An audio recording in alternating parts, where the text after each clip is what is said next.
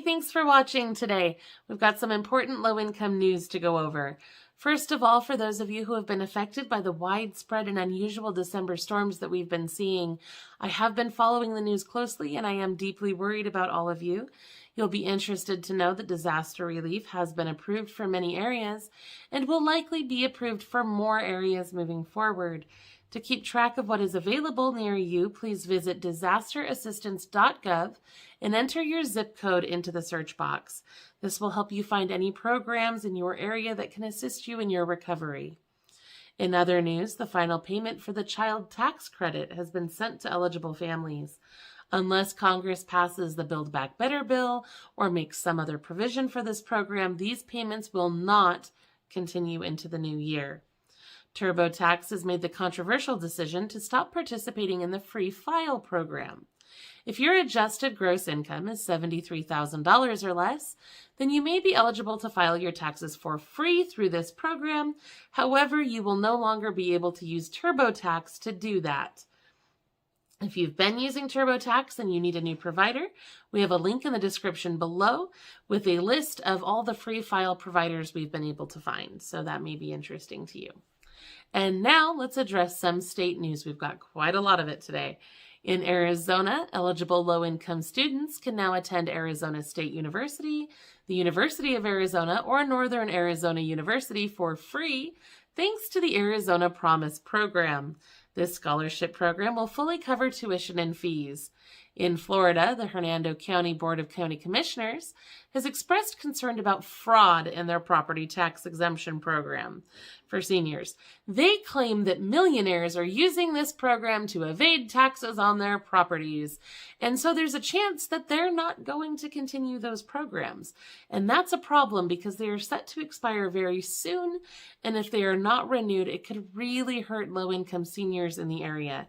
Please, if you live in Hernando County, reach out to the Board of County Commissioners to express your support for these exemptions. Someone on the board has stated that they're more likely to hurt people than stop millionaires from abusing it, but there's a whole debate going on about this. In Kentucky, the Kentucky Supreme Court has ruled that low-income people should not have to pay fees to get old felony convictions cleared from their backgrounds. If you need to clear an old felony, Justice Michelle Keller wrote in the decision that you can file a felony expungement application for free under the state's In Forma Pauperis statute. In Minnesota, applications for the Guaranteed Income Program in Minneapolis are now open. In order to be eligible, you must live in one of the following zip codes: 55403, 55404, 55405, 55407, 55411, 55412, 55413, 55430, or 55454. You must also have an income that is at or below 50% of the area median income, and you must have been financially impacted by the pandemic in some way. You must also be at least 18 years old on January 1st. Of those that applied, 200 will be selected to receive $500 per month for 2 years, starting in spring 2022. In Missouri, applications for St. Louis's Guaranteed Income Project opened today.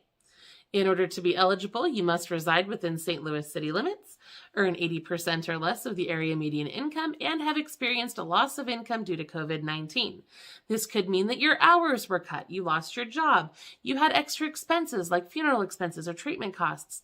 You can apply online today through the city website. In New York, more than 200 Buffalo area residents are being sought to participate in a paid clinical study on stress. This is a compensated study, and they are looking for people who live in low-income neighborhoods that are historically underserved by health resources. Basically, they want people who are living in survival mode. If you're interested in this paid study, you can reach them at mellowingmind@buffalo.edu. In Pennsylvania, older adults and people with disabilities can apply for rebates on property taxes and rent paid in 2021, but only until Friday, December 31st. You must apply for the property tax rent rebate program at mypath.pa.gov before that date, or it will be too late. And now let's answer some of your questions. Mateo asked if you can use coupons with food stamps. Yes, you can. However, If you live in a state that charges sales tax on food, then you may have to pay sales tax on the portion that was paid by the coupon. This is usually just a few cents, but you will have to pay it with a different payment method than EBT. You can still save a lot of money this way, but it's definitely something you need to be prepared for. I was blindsided by this the first time I tried to use coupons with EBT, so I tried to make sure everybody knows about these weird little rules because I know they're just strange. Victoria asked about programs that can help you buy a house. We have found a lot of programs that can help with home buying, and I'm preparing to put out a video about that soon. We found a Section 8 Homebuyers program and a ton of first-time homebuyer grants. You can find the full list at lowincomerelief.com, and I'll put a link to that in the description below as well. Tina asked why Tennessee only received 1 month of PEBT. And I did some research on this, and it does appear that all of the summer benefits were paid in one payment, so it looks like there was only 1 month of benefits there. That payment was intended to cover all of the summer months, though, and Tennessee has not yet been approved for the new school year PEBT program, which is probably why no other payments have been issued. Someone asked if the resources we publish are international. Unfortunately, yes, we only serve the United States at this time. As much as I would love to help everyone, everywhere, all the time, our little team is quite overwhelmed with finding resources in the United States right now. April asked if we cover Alaska, and we do. We cover all 50 states, and we are trying to expand into the U.S. territories as well, Puerto Rico, Guam, Virgin Islands, etc. You can always find information in your area by visiting lowincomerelief.com/helpnearme. That's /helpnearme, no dashes, no spaces or anything.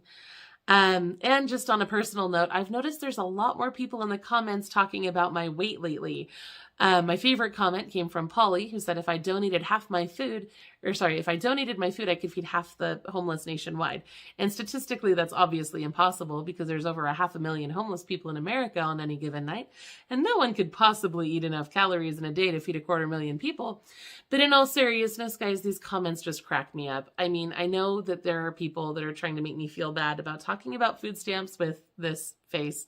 But they're still watching the channel. They're still watching our videos, which means I'm still getting views, which means YouTube is still showing our videos to more people and I'm making money. So haters, please keep hating. In the meantime, subscribe to our channel for more ways to save money and get free stuff.